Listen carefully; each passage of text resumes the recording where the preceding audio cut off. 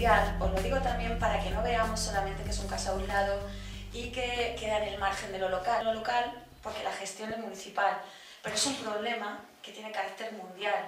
La privatización del agua provoca situaciones indeseables en todas partes del mundo y en España se está viendo agudizada por la grave crisis económica.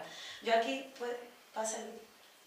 por ejemplo, aquí he puesto una nota de prensa, esto es de hace escaso un mes, me imagino que tú lo habrás visto en las noticias, en la ciudad de Detroit, en Estados Unidos.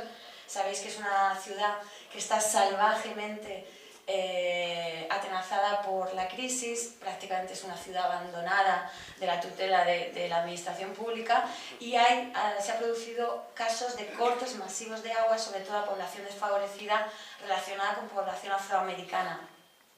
Bueno, recientemente la relatora de Naciones Unidas en Derecho Humano al Agua, junto con la relatora para el derecho a la vivienda digna, fueron a instancias de la sociedad civil que solicitó que fuera en visita urgente para que vieran lo que estaba pasando. Bueno, esto es un momento crucial desde el punto de vista jurídico porque es la primera vez que la relatora fue tan contundente y expresamente dijo que los cortes de agua por incapacidad económica son ilegales y atentan contra el derecho humano al agua. Esto es un antes y un después, a pesar de que todos lo sabemos, ella también, pero es difícil encuadrar en el marco jurídico la vulneración del derecho humano, por lo que ahora os voy a explicar. Pero quiero que tengáis en cuenta, esto lo pongo simplemente de una manera anecdótica para que veáis que no solo ocurre aquí, aunque nosotros tengamos que estar pendientes de lo que ocurre en nuestra ciudad, pero que es algo que escapa de nuestra frontera. Luis, dale. Por ejemplo, aquí os pongo algunas noticias muy recientes. Podría poner cientos de noticias que hablan de los cortes de agua, que hablan de nuestros municipios. O sea, ahora mismo he puesto Detroit y ahora estoy hablando en el plano estatal, pero podría poner cientos de cosas que han pasado en los últimos años, ¿no?, en relación con esta situación. Pero, por ejemplo, aquí tenéis el caso de Jerez. Recientemente, 3.000 jerezanos piden ayuda municipal para pagar el recibo del agua. ¿Sigue? Ah, bueno, ya has pasado. Y esto es muy importante. La patronal del agua pide que se encarezcan las facturas. Esto lo voy a explicar un poquito. Cuando yo estoy hablando de la privatización del agua, lo estoy relacionando con la ley de reforma de bases de régimen local, lo estoy relacionando con el servicio que los ayuntamientos nos tienen que prestar. Pues bien, lo que tenemos que tener claro es que una de las principales consecuencias de la privatización de los servicios públicos, la primera, fundamentalmente, es el aumento de las tarifas. Y la segunda consecuencia que se está dando ahora es que las personas no pueden pagar y los cortes de agua. O sea, hay dos situaciones dramáticas que nos afectan directamente. Esta noticia tiene que ver porque la propia patronal, independientemente, haciendo oídos sordos de lo que está pasando, dice que el agua tiene, efectivamente, no da tiempo a entrar en tanto detalle, pero bueno, efectivamente, el ciudadano tiene que pagar por ella, eso es inevitable, pero estamos ante una situación nueva. La situación que tiene este país no es la que existía hace 10 años o hace 5 años. En este momento estamos en una situación de emergencia social y privar a la gente de suministros básicos como privarlos de sus viviendas es un atentado a los derechos humanos y es un atentado a la dignidad de las personas. Entonces, declaraciones como esas nos dejan con los ojos como platos, ¿no? Y máxime cuando, por ejemplo, la Federación de Municipios y Provincias, es que desde aquí no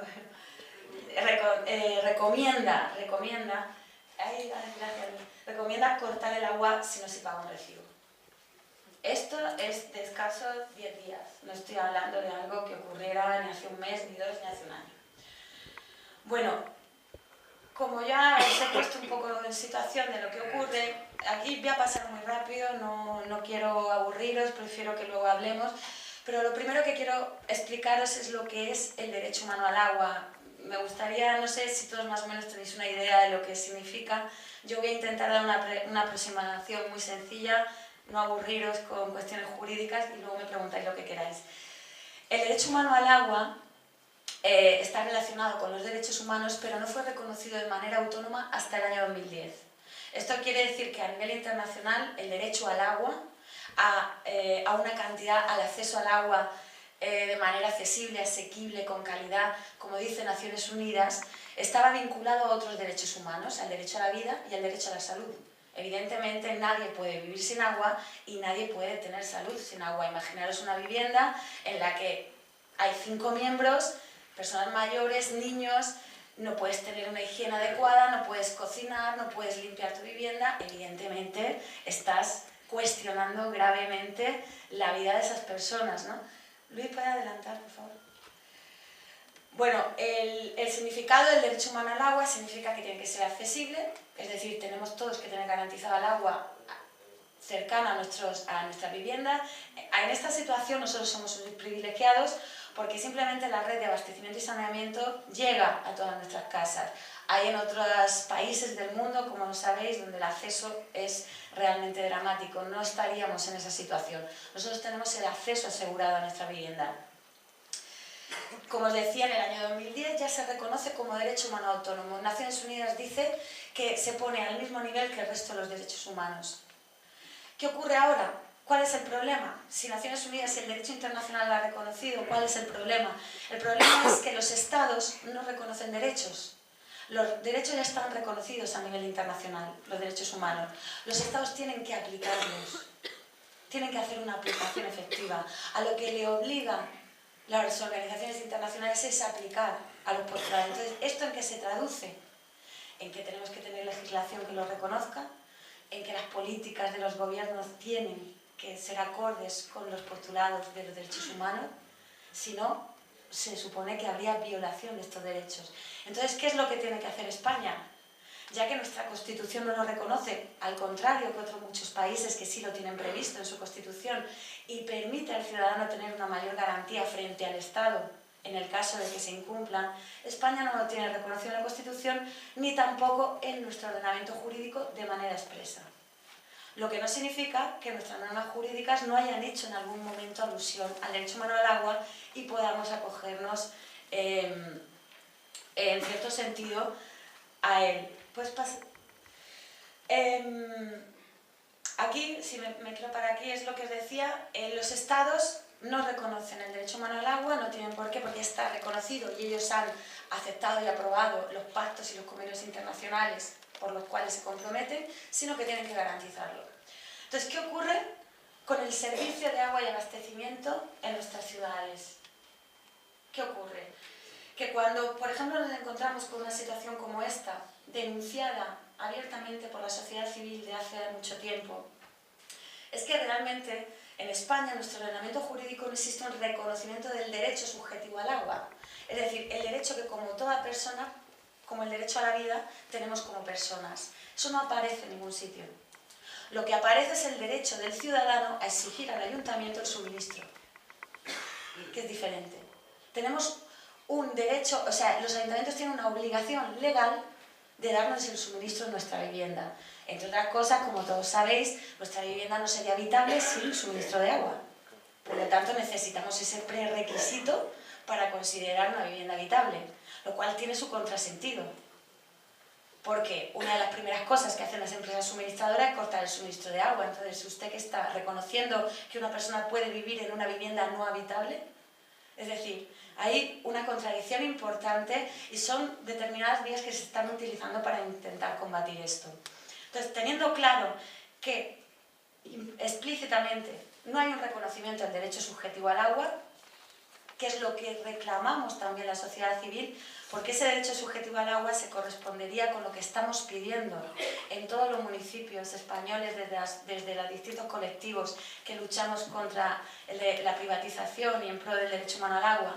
¿Qué es lo que estamos pidiendo? Que se reconozca al menos el mínimo vital. Una persona no puede vivir sin una cantidad de agua al día. Por lo tanto, por mucho de que no puedas pagar, que es la obligación del ciudadano frente a la prestación del servicio del ayuntamiento, aunque no puedas pagar por motivos justificados, por medio de un informe de servicios sociales, y ahí es a donde luego conectaré con la reforma del régimen local, si servicios sociales está a través de un informe reconociendo expresamente que esa familia no tiene capacidad económica para hacer frente a los suministros básicos, que en este caso estamos hablando del agua, pero podemos hablar de la luz y el gas, sobre todo en invierno, los problemas que ocasionan a las familias. Bueno, pues en ese caso, con ese informe, sería suficiente para que el ayuntamiento satisfaciera en una cantidad mínima a estas personas gratuitamente. Esa cantidad mínima, las cifras varían de un sitio a otro, aunque la cifra es lo de menos, porque el porcentaje total que finalmente se satisfaría gratuitamente no es tan grande como nos quieran hacer ver realmente. La Organización Mundial de la Salud cifra que una persona necesita necesariamente unos 80 litros habitante y día. Hay otras instancias que hablan de 60, incluso en algunos sitios se está reconociendo 100, 120. Ese sería el margen en el que oscilaría.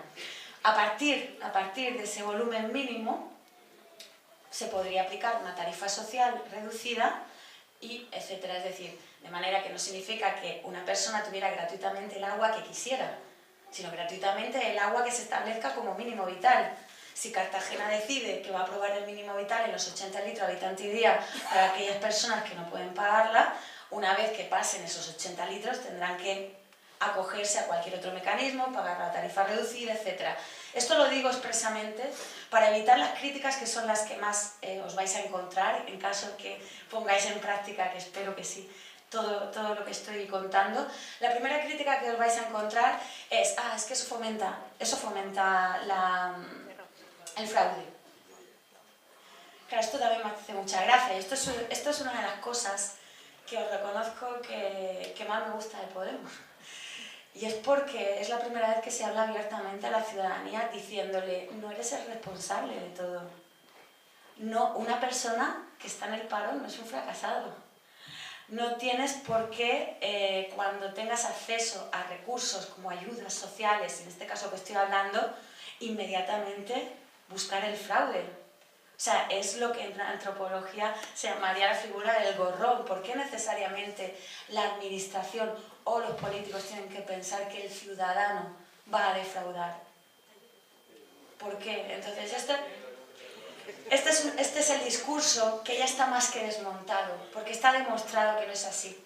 Porque hay mecanismos suficientes jurídicos para detectar el fraude y para que ni una sola persona se quede sin acceso al agua si realmente no lo necesita.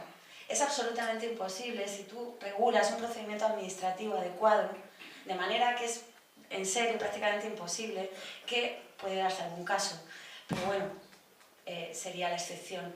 Por lo tanto, ese argumento tenemos que trabajarlo e ir preparados porque es el primero que vamos a desmontar, por supuesto, ¿no? Esto lo... A ver, ¿pasa, Luis? ¿No pasa más? ¿Más? Ya, más. Bueno, esto yo lo quería relacionar con lo que aquí nos ocupa y lo que a vosotros os interesa, porque estamos aquí un montón de gente que creemos en un proyecto y que además tenemos voluntad y vocación de gobernar, por lo tanto hay muchas cosas que hacer.